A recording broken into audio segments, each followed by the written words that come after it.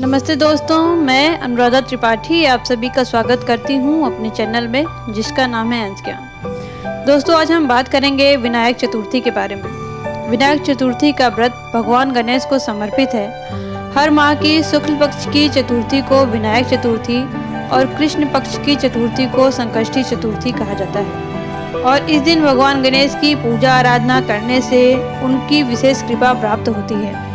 हिंदू धर्म ग्रंथों के अनुसार विनायक चतुर्थी के दिन जो भी लोग भगवान गणेश की पूजा और व्रत करते हैं, भगवान गणेश उन लोगों के सभी विघ्नों को हर लेते हैं और उन्हें सुख समृद्धि का आशीर्वाद देते हैं। हिंदू मान्यताओं के अनुसार विनायक चतुर्थी के दिन भगवान गणेश की पूजा और व्रत करने से आपके घर में रिद्धि सिद्धि और शुभ लाभ का भी निवास होता है। पर दोस्तों, किसी भी पूजा या व्रत का उचित फल तभी प्राप्त होता है जब पूजा सही विधि से की जाए।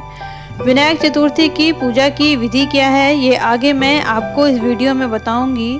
पर आगे बढ़ने से पहले मेरे चैनल को लाइक और सब्सक्राइब कर लीजिए ताकि आपको आपकी सारी समस्याओं का हल हमारे वीडियोज के माध्यम से मिल सके। तो चलिए शुरू करते हैं। अब हम जानते हैं कि इस व्रत की विधि क्या है।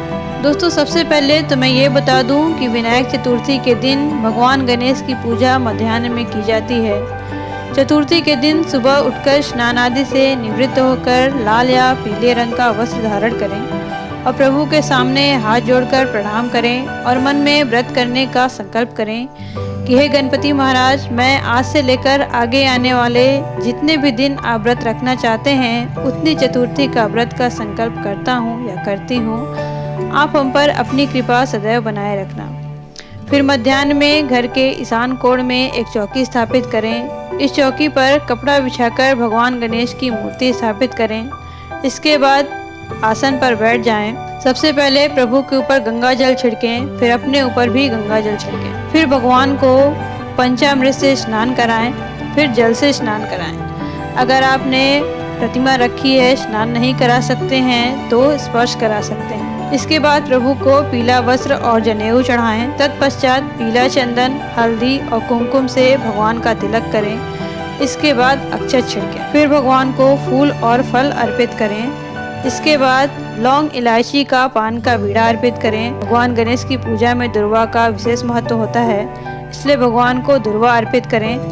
तत्पश्चात घी का दीपक और सुगंध से भगवान की आरती करें। इसके पश्चात भोग लगाएं। इसके बाद आसन पर बैठ जाएं और भगवान गणेश की कथा पढ़ें या सुनें। दोस्तों, किसी भी पूजा या व्रत में कथा का विशेष महत्व होता है। बिना कथा सुने या पढ़े कोई भी पूजा या व्रत पूर्ण नहीं माना जाता है और उसका उचित फल भी प्राप्त नहीं होता है। विनायक चतुर्थी की कथा इस प्रकार है।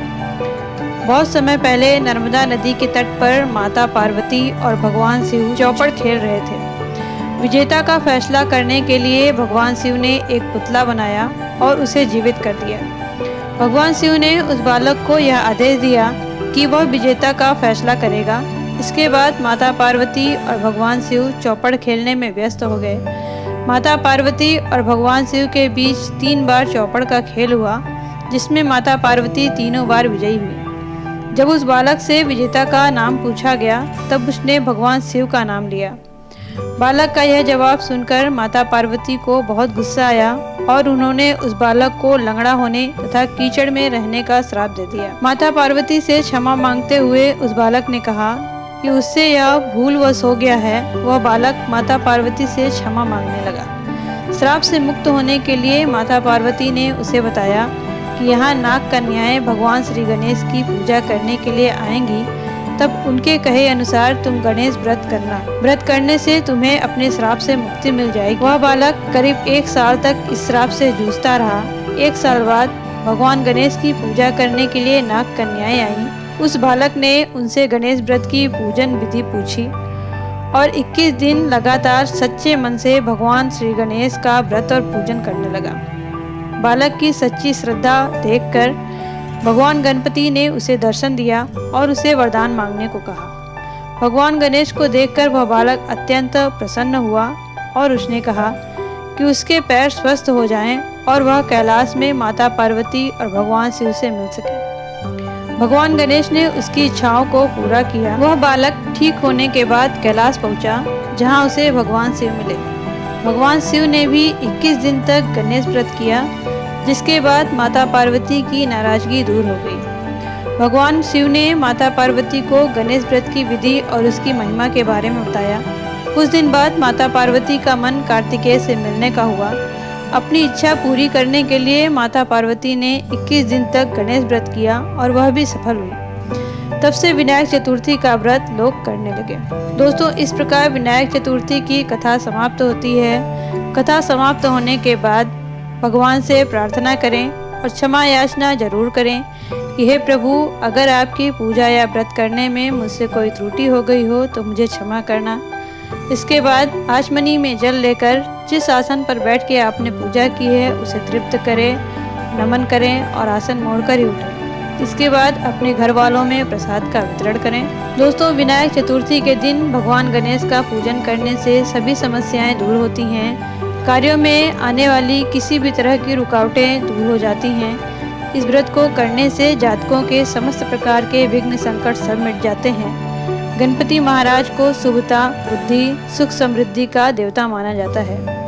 यदि आप गणपति महाराज की पूजा या व्रत करते हैं तो आपके घर में गणेश महाराज के साथ साथ रिद्धि सिद्धि और शुभ लाभ का भी निवास होता है। तो दोस्तों, ये तो थी विनायक चतुर्थी के व्रत की पूजन विधि कथा।